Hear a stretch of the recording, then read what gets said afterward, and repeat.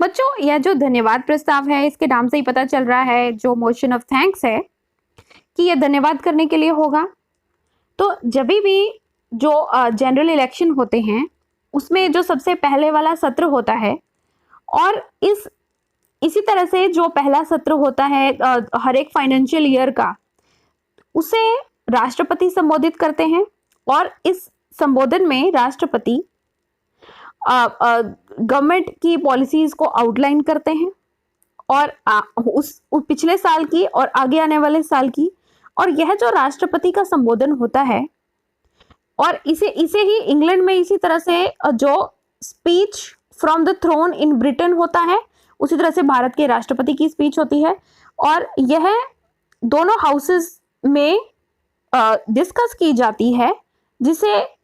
Motion of thanks कहा जाता है। यानी कि जो राष्ट्रपति ने पहले जनरल इलेक्शन के बाद या फिर पहले फाइनेंशियल ईयर के बाद, मतलब एक साल हो जाने के बाद जब राष्ट्रपति संबोधित करते हैं,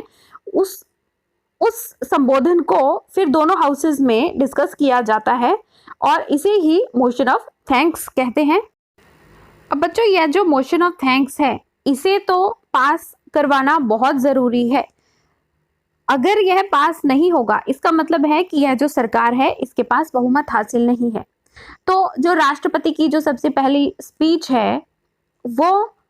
एक ऐसी ओकेजन होती है मेंबर ऑफ पार्लियामेंट के लिए जो कि डिस्कशंस को रेज किया जा सकता है, डिबेट्स की जा सकती हैं या सरकार को क्रिटिसाइज किया जा सकता है जो सरकार के फेलियर्स हैं उन चीज़ों को लेकर।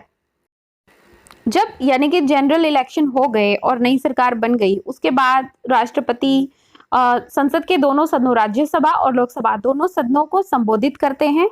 और फिर उसमें ही वो गवर्नमेंट की आने वाली जो पॉलिसीज होंगी उनका उल्लेख करते हैं। और ये जो वो अपनी तरफ से नहीं कर रहे, जो नई सरकार बनी है उन्होंने ही उन्हें अपनी पॉलिसीज अपने प्रेसिडेंट को दी होती है और फिर प्रेसिडेंट उनके बारे में स्पीच में कहते हैं। इसी के साथ ही मैं आपको यह भी बता दूं कि जब भी नई सरकार बनती है तब तो राष्ट्रपति दोनों सदनों को बुलाकर उन्हें संबोधित करते ही हैं। इसी तरह से जैसे मॉनसून सत्र होता है और मतलब सारे सत्र हो गए एक साल के, फिर दोबारा से अगला साल शुरू हुआ है, अब दोबारा से सत्र शुरू होंगे, तब सबसे पहली बार भी फिर राष्ट्रपति संबोधित करते हैं दोनों हाउसेस को इकट्ठे। अगर नई सरकार बनी है तो आगे सरकार का एजेंडा क्या रहेगा, और अगर सरकार हो चुकी है एक साल पुरानी, उसके बाद 4 साल उसके रहते हैं, तो पिछले साल उसने क्या किया, उसकी क्या क्या उपलब्धियां रही, उनके बारे में राष्ट्रपति बताते हैं फिर दोनों सदनों को। फिर जब राष्ट्रपति अपनी स्पीच दे चुके होते हैं उसके बाद फिर 3 दिन दिए जाते हैं लोकसभा के अंदर, संसद के अंदर 3 दिन दिए जाते हैं उसके बारे में डिस्कस करने के लिए। जो कुछ भी राष्ट्रपति ने कहा, यानी कि जो कुछ भी राष्ट्रपति को कहने के लिए दिया गया था सरकार के द्वारा, उसके बारे में फिर डिस्कशन होती है। यह जो डिस्कशन है, यह जो इसमें डिस्कशन होने के बाद फिर जो प्रस्ताव लाया जाता है उसे ही फिर हम कहते हैं कि यह धन्यवाद प्रस्ताव है। और इस प्रस्ताव को पास करवाना सरकार के लिए बहुत ज्यादा जरूरी होता है, क्योंकि इसी से ही पता चलता है कि सरकार के पास बहुमत है या सरकार के पास पावर है भी अपने, मतलब जो भी उनकी पॉलिसीज हैं उसको एक्सेप्ट किया भी जा रहा है या नहीं।